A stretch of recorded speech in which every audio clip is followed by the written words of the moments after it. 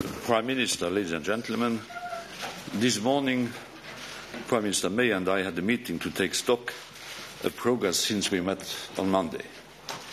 I will not hide that in between Monday and this morning we had a lot of talks.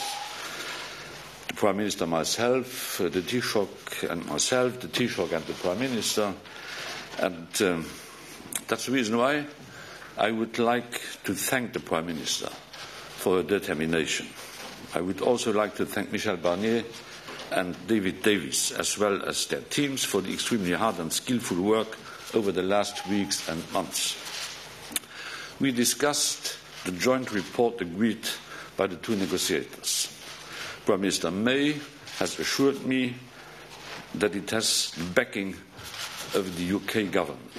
On that basis, I believe we have now made the breakthrough we needed. Today's result is, of course, a compromise. It is the result of a long and intense discussion between the Commission negotiators and those of the UK. As in any negotiation, both sides had to listen to each other, adjust their position, and show a willingness to compromise. This was a difficult negotiation for the European Union as well as for the United Kingdom. On last Wednesday, the College of Commissioners gave me a mandate to conclude the negotiation of the joint report, and it had to be concluded today, not next week. Today, because next week we'll have the European Council, and in order to allow our partners to prepare in the best way possible the meeting of the European Council, we had to make the deal today. On the basis of the mandate which was given to me by the European Council, the Commission has just formally decided to recommend to the European Council that sufficient progress has now been made on the strict terms of the divorce. Es wurden genügend Fortschritte erzielt, damit wir jetzt in die zweite Phase der Verhandlungen eintreten können. Nous avons pu faire les progrès suffisants pour que désormais nous puissions entrer en deuxième phase de la négociation entre le Royaume-Uni et l'Union européenne à 27. The decision on sufficient progress will be in the hands of the 27 heads of state or government.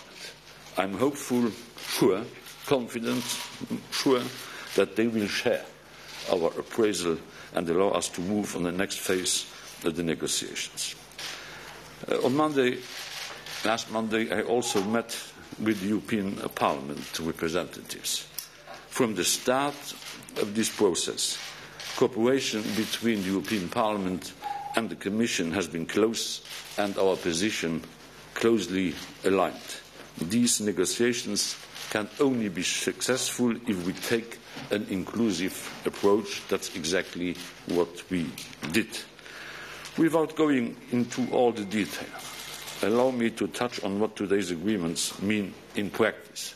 Later on today, after 9:30, my friend Michel Barnier will be available to explain all the details of the agreement we reached today. A few remarks on citizens' rights. First, in this negotiation, citizens have always come first. It has been a great importance for the Commission to make sure that EU citizens in the UK will be protected after the UK leaves the European Union. EU citizens have made important life choices on the assumption that the United Kingdom was a member of the European Union. Brexit created great uncertainty for those citizens and for their families. Today, we bring back the certainty. The Commission's negotiators have made sure that the choices made by the EU citizens living in the UK will be protected. We have made sure that their rights will remain the same after the UK has left the European Union. This is in particular the case for EU citizens' right to live, work and study, EU citizens' right to family reunification, the protection of the right of EU citizen children and the right to health care, pensions and other social security benefits. We have made sure that the administrative procedures will be cheap and will be simple. This is an issue for which the Commission will pay particular attention when drafting the withdrawal agreement. The same goes for UK citizens living in the EU27. On the settling of accounts, the Prime Minister said in her remarkable Florence speech that the United Kingdom would honour its commitments, including beyond 2020. This was a detailed, line-by-line process, but she has been as good as her word. She was negotiating in a gentleman manner, and I'm very grateful, Prime Minister, for that. On Ireland, the EU has consistently supported the goal of peace and reconciliation enshrined in the Good Friday Agreement. The European Union has made it a priority to protect the peace process on the island. I have been in regular contact with the Taoiseach over the last days, including last night and including last negotiations we had in the course of yesterday with our Irish friends. The UK has made significant commitments on the avoidance of a hard border after its withdrawal from the European Union. All of the EU27 stand firmly behind Ireland and behind the peace process. Let me be clear, we still have a lot of work to do. The joint report is not the withdrawal agreement. That agreement still needs to be drafted by the negotiators on the basis we have agreed yesterday and today, and then approved by the Council and ratified by the UK Parliament and the European Parliament. 534 days ago, the British people voted to leave the European Union. 9 days ago, the United Kingdom notified its intention to leave the European Union. And in 477 days, the United Kingdom will do just that. I will always be sad about this development. But now we must start looking for the future. A future in which the United Kingdom will be and will remain a close friend and ally. The Prime Minister and I discussed the need for a transitional period, and we dedicated much of our meeting to our joint vision of a deep and close partnership. It is crucial for us all that we continue working closely together on issues such as trade, research, security and others. We will take things one step at a time, starting with next week's European Council. But today, I'm hopeful that we are now all moving towards the second phase of these challenging negotiations. And we can do this jointly on the basis of trust, renewed trust, determination, and with the perspective of a renewed friendship. Thank you, Prime Minister, please. Thank you. Well, thank you, Jean-Claude. We've been working extremely hard this week, and as you've all seen, it hasn't been easy for either side. When we met on Monday, we said a deal was within reach. What we have arrived at today represents a significant improvement, and I'm grateful to the negotiating teams, led by David Davis and Michel Barnier, for their efforts.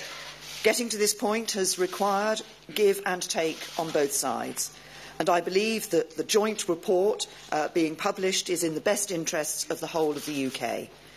I very much welcome the prospect of moving ahead to the next phase, to talk about trade and security, and to discuss the positive and ambitious future relationship that is in all of our interests. I've consistently said that we want to build a deep and special partnership with the EU as we implement the decision of the British people to leave at the end of March 2019. Doing so will provide clarity and certainty for businesses in the UK and the EU, and crucially for all our citizens. The deal we've struck will guarantee the rights of more than 3 million EU citizens living in the UK and of 1 million UK citizens living in the EU. EU citizens living in the UK will have their rights enshrined in UK law and enforced by British courts. They will be able to go on living their lives as before.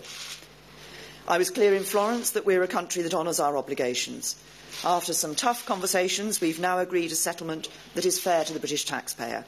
It means that in future we will be able to invest more in our priorities at home, such as housing, schools and the NHS. In Northern Ireland, we will guarantee there will be no hard border, and we will uphold the Belfast Agreement. And in doing so, we will continue to preserve the constitutional and economic integrity of the United Kingdom. We have taken time this week to strengthen and clarify this part of the agreement, following discussions with unionists in Northern Ireland and across the UK. The Taoiseach, Leo Varadkar, and I spoke yesterday, and we've both committed that there should be no barriers, either north-south or east-west, and I believe this agreement delivers that. To underline the importance of these principles, I'm writing today to the people of Northern Ireland to set out our approach. Millions of jobs depend on the future trading relationship we will determine, and I'm optimistic about the discussions ahead. But in the meantime, reaching this agreement now ensures that businesses will be able to make investment decisions based on an implementation period that offers welcome certainty. I will be seeing President Tusk shortly, and I look forward to the publication of his guidelines. I also look forward to next week's European Council meeting, where I hope and expect we will be able to get the endorsement of the 27 to what is a hard-won agreement in all our interests. Thank you.